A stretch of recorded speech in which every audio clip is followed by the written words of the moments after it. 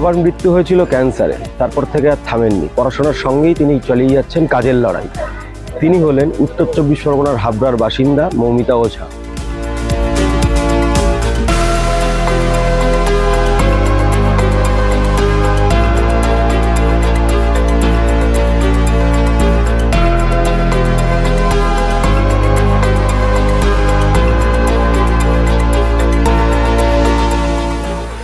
বাবার ব্যবসা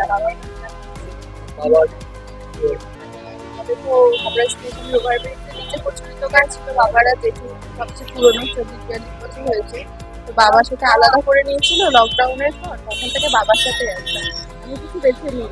পারিবারিক ব্যবসা বাবা আলাদা করে দেওয়ার পর থেকে বাবা অসুস্থ ছিল, আমার লিভার ক্যান্সার ছিল, তো সেই জন্য বাবার সাথে স্টেশনে আসা।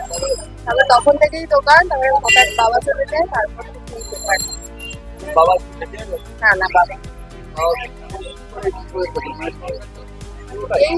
এই দোকান করে এখনো ঠাকুরের আশীর্বাদে সবার ভালোবাসা। সমস্যা হয় না, আগে খুব সমস্যা হতো। তারপর যখন ফ্রন্টে আমাদের প্রথম স্টেশন আমাদের এইখানে মুখ ছিল শোকেসটা, বাবা যখন ছিলেন, বাবা চলে যাওয়ার পর একদম বেচা কেনা হতো না, ফ্রন্টে শোকেসটা নেওয়া হয়েছিল। এটাই সবাই একসাথে সাহায্য করেছিলাম স্টেশনের উপরে, হয়তো বেচা কেনা করতে পারবে। ঠাকুরের আশীর্বাদে, সবার আশীর্বাদে সমস্যা হয়। বললাম না, পেশাটা আমি বেছে নিইনি। হ্যাঁ, পেশাটা আমি বেছে নিই। আমি তো অসুস্থতার জন্য এসেছিলাম, দোকানটা একটু রানিং হয়ে গেলে আমি লকডাউন পড়াশোনা চাপও ছিল না, একটু দাঁড়িয়ে গেলে আমি একটু পড়াশোনা করে বাবা ব্যবসায়। আমি তো কোনো ছিলাম না, বাবা চলে যাওয়ার পর তখন তো আমার বাঁচতে গেলে করতেই হতো। তখন তো আমাদের বাচ্চাদের একটাই উপায় ছিল যে দোকান। হ্যাঁ হ্যাঁ, আমি না, এই দোকানে 7 জন আছে, আর নতুন দোকানে 1 জন আছে, সবাই মিলে এই দোকান। আমি হোটেল, আমার একা দ্বারা সম্ভব হতো না। কারো যদি কোনো কিছু করার ইচ্ছে হয় মন থেকে, তো সেটা সবকিছু করতে পারে। বাবার ব্যবসা মানে বাবা যে কাজই করুক না কেন, সেটা কখনো ছোট হয় না। কিন্তু আমি বলে না, এটা সবাই সেটাই মনে করে।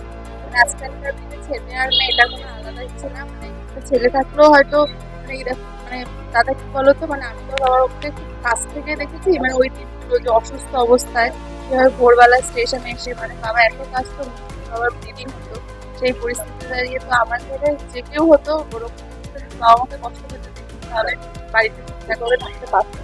আমি মাস্টার্সটা হচ্ছে রবীন্দ্র ভারতী থেকে ডিস্ট্রিক্টে করছি, হিস্ট্রিতে। তো আমাকে কলেজেও জানে যে আমি মানে দোকানের কাছে, তো তারপরে হচ্ছে তোমার যেহেতু ডিস্টেন্স, ক্লাসও তেমন করতে হয় না। আর মাঝে যেটুকু মাসে একদিন সেটা দোকান ওদের ব্যবসায় মা আছে বেরোতে পারি, আর সমস্যা হয় না। তার পরীক্ষা যখন হয় সেই কদিন আমি দোকানে বেশি টাইম থাকি না, কিছুক্ষণ থাকি, থেকে বাড়িতে পড়াশোনা করি। মা দুর্গা যেমন ওষুধদের দমন করে এই পৃথিবীকে রক্ষা করেছেন, তেমন মৌ এই সমাজের সাথে লড়াই করে তার জীবনকে অতিবাহিত করছে, কচুরি বিক্রি করছে। মানে এখনই তার কচুরি খেয়ে আসলাম, অসাধারণ। চাইবো তার মানে এই যে লড়াই সার্থক হোক, আর কিছু না। সত্যি এটা খুব ভালো বিষয়। মৌ আমাদের এখানকার গর্ব।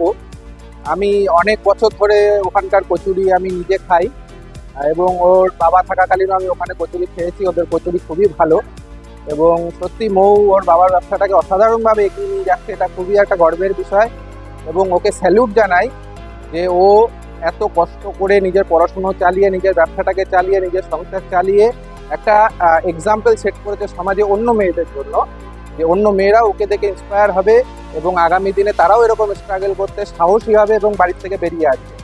তো হ্যাটস অফ টু মৌ। আসলে মৌদের মতো মেয়েরা আমাদের পশ্চিমবঙ্গের গর্ব। এটা আজ থেকে নয়, আদিকাল থেকেই দেখা যায় যে বাড়ির দিদিরা তাদের লেখাপড়া সামলে পুরো সংসার সামলেছে। তো বর্তমান আমাদের বাংলার যা কর্মসংস্কৃতির অবস্থা, সেই জায়গায় দাঁড়িয়ে মৌদের মতো মেয়েরা সংসারের হাল নিয়েছে। এটা তো দুর্গারই নামান্তর। এদের জন্য অনেক শুভেচ্ছা। ওরা বড় হোক, সমাজ সংসারের দায়িত্ব নিক, আগামী ভালো হোক মৌদের জন্য। হ্যাঁ, শক্তি রূপেণী সমষ্টিটা এই তো দুর্গা পুজো। তো সেখানে তো তার শক্তি দিয়েই তার লেখাপড়া, তার শক্তি দিয়ে তার সংসার রক্ষণাবেক্ষণ, তার শক্তি দিয়ে আগামী জীবন কাটাবার জন্য যে পথ মৌরা হাঁটছে, তার জন্য সত্যি অনেক শুভেচ্ছা রইল। এটাই তো আমাদের আদি দুর্গা, আসল দুর্গা।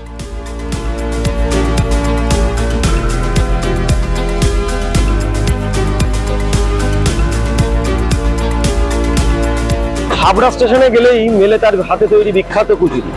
অনেকে বলেন তিনিই হলেন আসল দুর্গা। হাবড়া থেকে অর্ণব দাসের রিপোর্ট, সংবাদ প্রতিদিন.in।